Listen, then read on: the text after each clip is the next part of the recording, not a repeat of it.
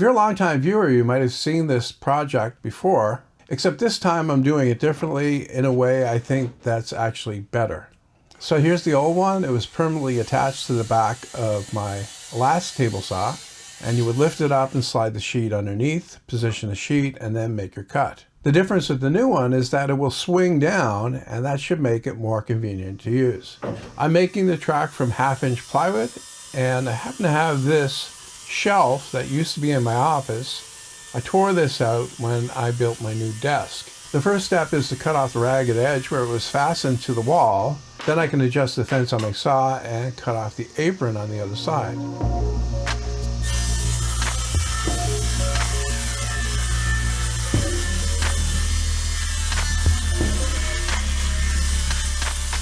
Next, I need to measure the base of the saw so that I can cut that piece of plywood to the correct width to make the track. And I'm making it wide enough for a 3/4 inch wide cleat on each side.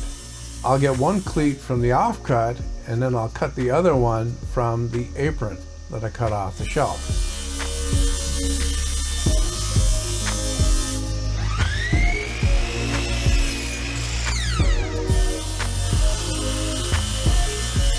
Now I need to cut the track length, and I'm making it just a little bit longer than the width of my table saw top.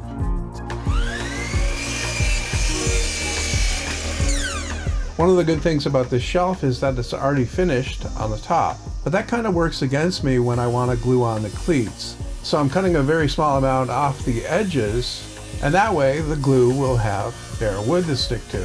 And speaking of the cleats, I can get those cut to length as well and fasten to the edge of the track.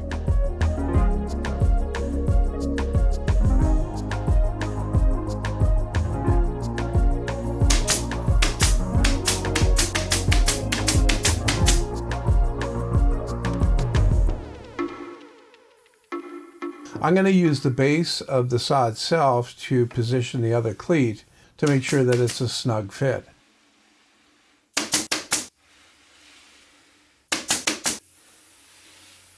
The saw needs to slide back and forth without getting hung up, and also not have any side-to-side play. The plywood I'm cutting now is for blocks that will thicken up the ends of the track.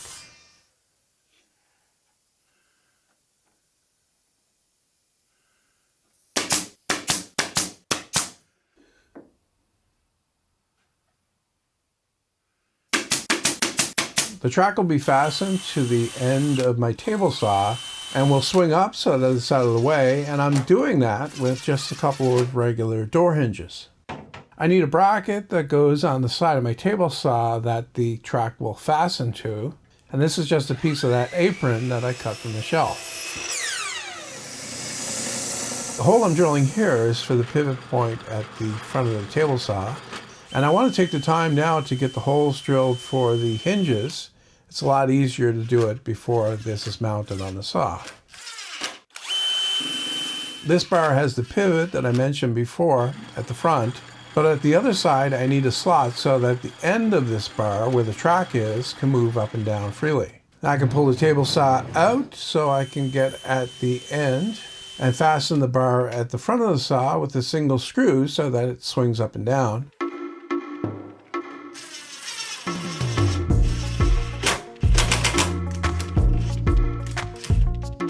Then I also need a screw at the back of the saw that fits in that slot that I made.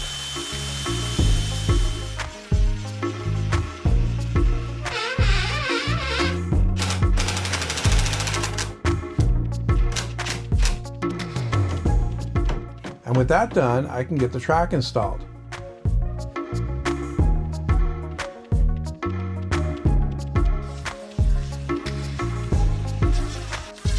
And here you can see how it swings up.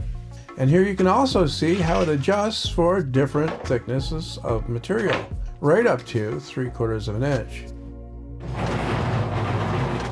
Now I need to work on the other end of the track, and I've got another piece of scrap 3/4 inch plywood, and the hole I'm drilling here is for a slot that an eccentric guide will fit in, so that I'll be able to adjust the track to make it square to the table saw fence.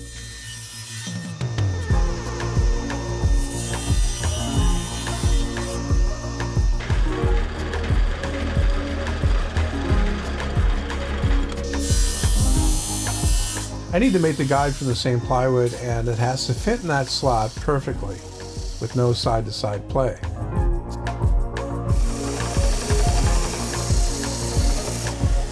The hole that I'm drilling here is slightly off center, and that'll give me the ability to adjust the track side to side by rotating this guide.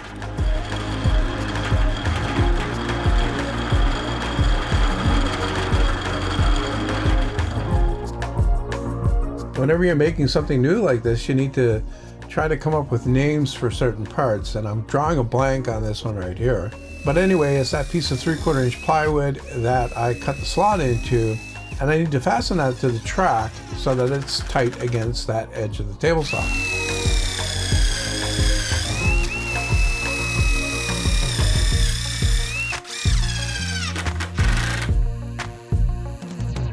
With the table saw fence locked in position, I can use my framing square to square up the track.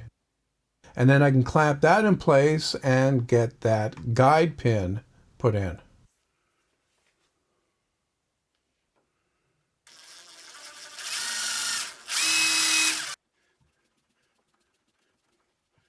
And with the guide pin in place, you can see how it works. The track swings down and the guide pin holds the track square to the table saw fence. Next, I need to make the kerf cut in the track, and I figured it's as good a time as any to do a test cut as well. I've got a piece of 1/2 inch plywood here. Push it up tight against the table saw fence, which is locked in place. Swing the track down and make the cut.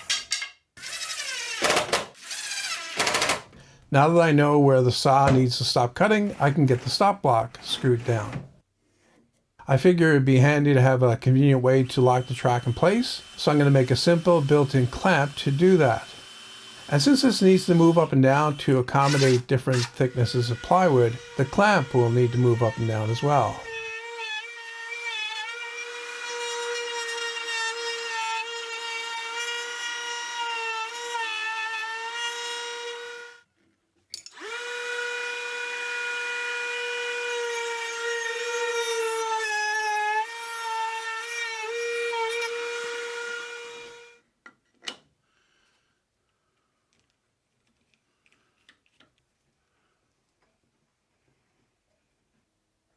I need to take the end off so that I can drill a counterbore for the T-nut to fit in, so that the front of the T-nut is sticking out close to the surface.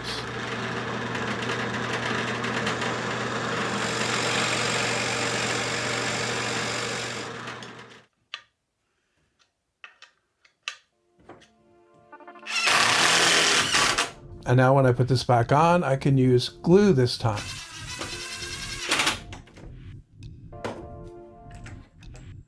And here you can see how that clamp works.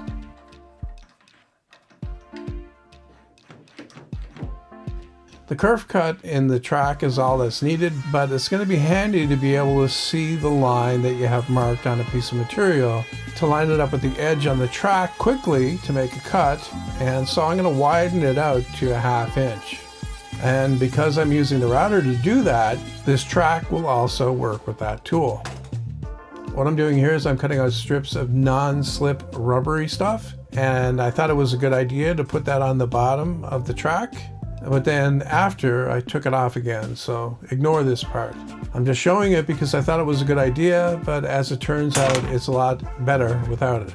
Now I'll do another test cut. This one is angled though, and here's where I discovered that the sticky stuff is not good. It makes it very difficult to move the piece to get it lined up.